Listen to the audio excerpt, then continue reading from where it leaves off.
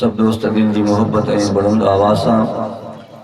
महबूबन करीमन सल्लल्लाहु अलैहि वसल्लम जे ज़ात गिरामी जे मथा दूर शई पढ़ो। अल्लाहुम्मा सल्लि अला सय्यिदिना व मौलाना मुहम्मदिन नबील उम्मी व आलिहि व अस्हाबिहि व अहल बैतिहि अजमईन बिरहमतिका या अरहमर राहिमीन। अल्लाहुम्मा बारिक अला मुहम्मदिन व अला आलि मुहम्मद कमा बारकता अला इब्राहीम व अला आलि इब्राहीम इन्नका हमीदुम मजीद।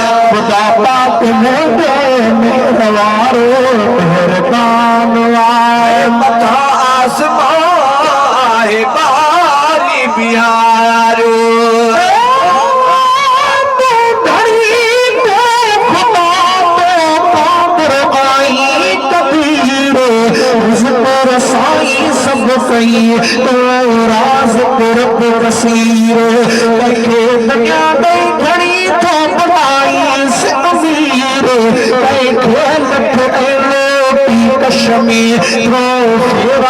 बस फकीर इल्म तोखे अलीम आनत रखी कोई वजीर खाराई पे खजाने में नती शदी तो दिलगीर मखन माखे मिस्रियों थी पनीर जो दर्द छो सदे अब्दुल वाहिद फकीर हाणे माफी देस खबीर बंदे हिन बलो मथा आसमां आहे बारी बिहारो मथा आसमां आहे बारी बिहारो समी के सिदो पखारो समी के सिदो पखारो कयो हुक्म उनजे साही कयो हुक्म उनजे साही ज़मीन आसमान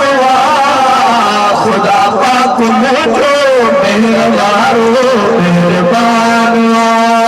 खुदा पाक मुझो मेहरबारो मेहरबान रोशन निशान सारे जग जो शाही उमद शान खुदा पाक मुझो मेहरबारो मेहरबान खुदा पाक मुझो मेहरबारो मेहरबान पानी जे पुरे माया साके बनाई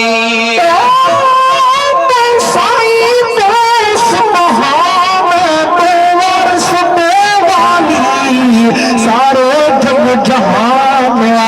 तुझे परसाली राज करवी थोड़ी सब के सवाली कांदरत जो कुदरत दी आने कमाली हर एक के खराई तो खबा मिसाली हुकूमत भी हले थी निर्मल निराली शाही ते शान आए अजमत बे आली सबके पैगो शाम जे मेरी मेट बदहाली अब्दुल वाहिद आहियो असा अमलन खा खाली तो माफी इकबाली मौला मिर्नी के खड़ी पानी जे पुरे माया सा के बनाई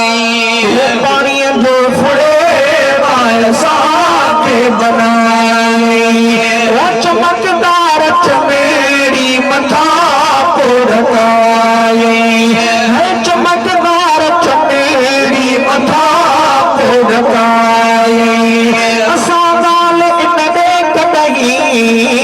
असादाल इन दे कदही घरों की न जानवा खुदा पाक मुझो मेहरबारो मेहरबान खुदा पाक मुझो मेहरबारो मेहरबान शान निशान सारे जग जो शाही उनके शान खुदा पाक मुझो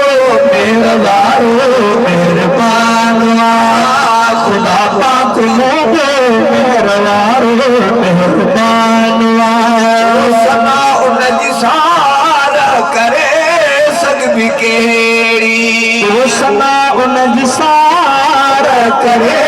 सग भी केड़ी अब्दुल वाहिद में के जुगाए तिजेड़ी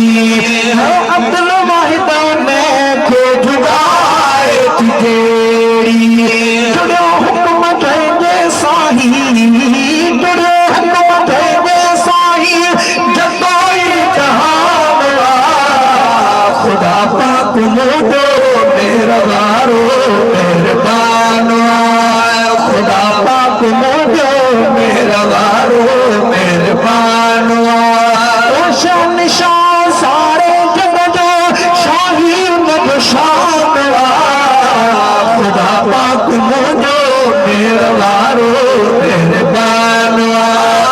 खुदा पाक मुझो मेहरबारो मेहरबान